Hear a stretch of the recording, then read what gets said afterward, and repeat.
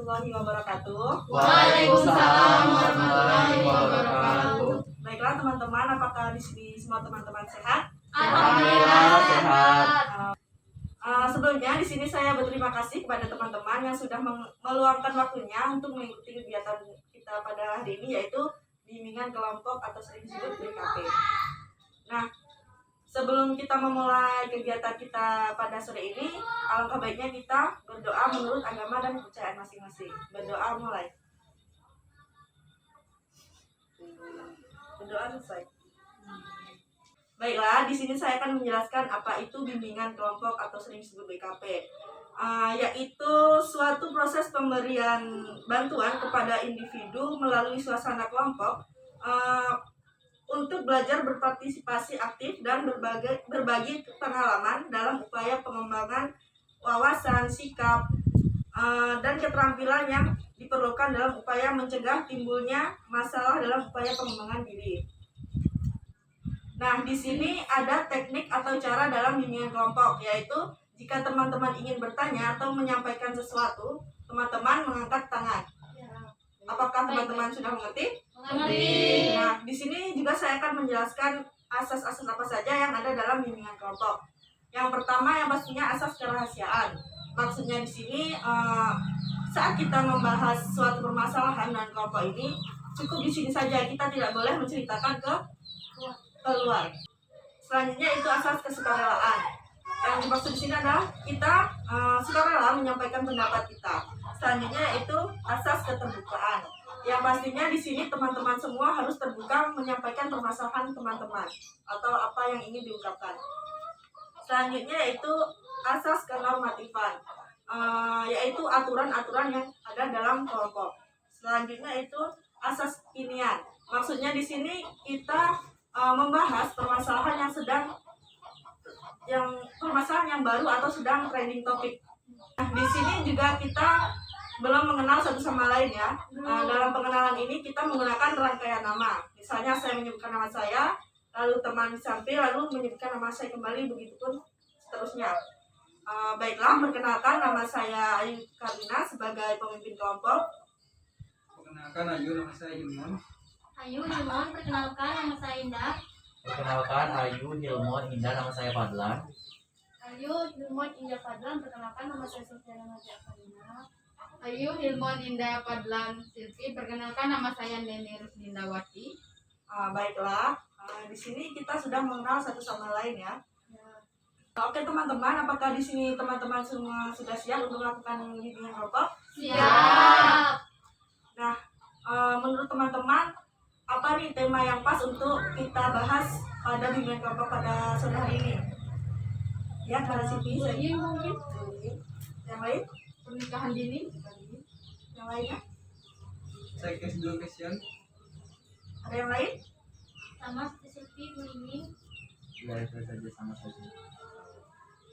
Baiklah, di sini apakah teman-teman setuju jika saya mengangkat tema yaitu sex education? Karena pada saat ini kita ketahui banyak maraknya seks bebas atau pernikahan dini karena kurang pengetahuannya sex education.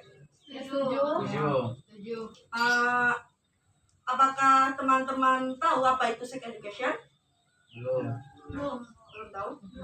Nah, sex education atau edukasi seks adalah kegiatan untuk mengajarkan mengenai reproduksi. Tujuannya adalah untuk menyadarkan pentingnya kesehatan reproduksi itu. Nah, guna untuk meminimalisir seperti kejahatan seksual, seperti seks bebas, dan bahaya dari penyakit reproduksi itu. Baiklah, di sini saya memiliki pertanyaan-pertanyaan untuk teman-teman. Yang pertama yaitu, menurut teman-teman, apa sih pentingnya sex education itu untuk kita sebagai seorang remaja? Ada yang bisa jawab? Ya, Mbak Fadlan.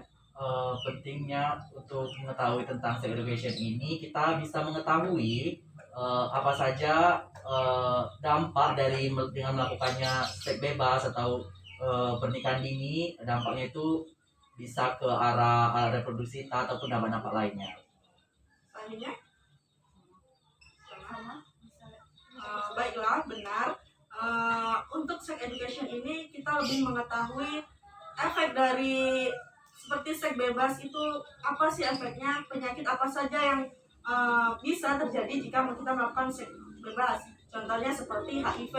Jika kita melakukan seks bebas tanpa kita mengetahui lawan jenis kita, entah dia sering melakukan hal tersebut dengan berganti-ganti orang atau dia sering, bahasa kita sering jajan ke tempat-tempat seperti itu. Nah, itu peluang penyakit HIV itu sangat tinggi. Jadi kita sebagai remaja harus sangat hati-hati. Kalau bisa jangan dulu melakukan hal tersebut. Pertanyaan kedua yaitu, menurut teman-teman sejak kapan kita harus mengetahui sex education itu? Ya, pada ini Sejak dini atau remaja? Bila dikatakan ini kita harus mengetahui mengenai informasi mengenai reproduksi itu sejak dini. ada yang lain? Sama. Ya, benar sekali. Sex education itu harus kita ketahui sebenarnya sejak anak-anak ya. Kita misalkan sebagai orang tua, kita harus memberi pengetahuan kepada anak kita, apalagi kepada anak-anak yang zaman sekarang. Kita harus memberi pengetahuan apa sih bahayanya, misalkan alat reproduksinya dipegang itu bahayanya seperti apa. Dan saat kita menjelaskan nama-nama alat reproduksi kita tidak boleh menggunakan bahasa daerah. Kita harus menggunakan bahasa yang biologis. Seperti misalnya kalau cewek ini vagina, jangan menggunakan bahasa daerah yang sifatnya kotor seperti itu. Karena di Indonesia juga banyak ya pelecehan seksual kepada anak-anak kecil. Nah, di situ kita mungkin sebagai orang yang lebih tua kita harus memberitahu secara nama-nama biologis, tidak menggunakan bahasa-bahasa yang kotor agar anak tersebut tidak ambigu lagi dengan kata-kata itu. Selanjutnya untuk remaja, betul itu sangat penting. Karena sekarang marak sekali remaja itu yang melakukan seks bebas. Mereka hanya melakukan karena kesenangan. Mereka tidak mengerti apa itu bahayanya. Jadi kita tuh sebagai remaja harus saling mengingatkan, dan terutama kepada diri kita sendiri kita harus menanamkan jangan sampai seperti itu, karena kita mengetahui apa dampak dari seks bebas tersebut. Jadi sex education itu sangat penting untuk kita ya. Ya. Baiklah teman-teman, apakah di sini teman-teman terlalu fokus? Ya. Baiklah, kita akan melakukan permainan yaitu bos berkata.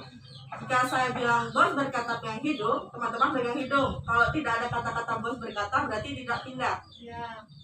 Baiklah, kita mulai. Bos berkata pegang telinga. Bos berkata pegang hidung, pegang mata. Ternyata indah nggak fokus ya. Baiklah. Apakah teman-teman sudah relax sekarang? Relax. Nah, sebelum kita mengakhiri acara pada sore ini, apakah ada pesan dan kesan teman-teman untuk bimbingan kelompok kita pada sore hari ini? Ya, pada Saya ingin menyampaikan kesan saja, bahwa kesan saya itu kita sudah mendapatkan ilmu yang bermanfaat bagi kita sendiri maupun untuk orang lain maupun anak kita nanti ke depannya, sehingga kita bisa melakukan atau mengaplikasikannya nanti. Baik, terima kasih atas sarannya Pak Dilan.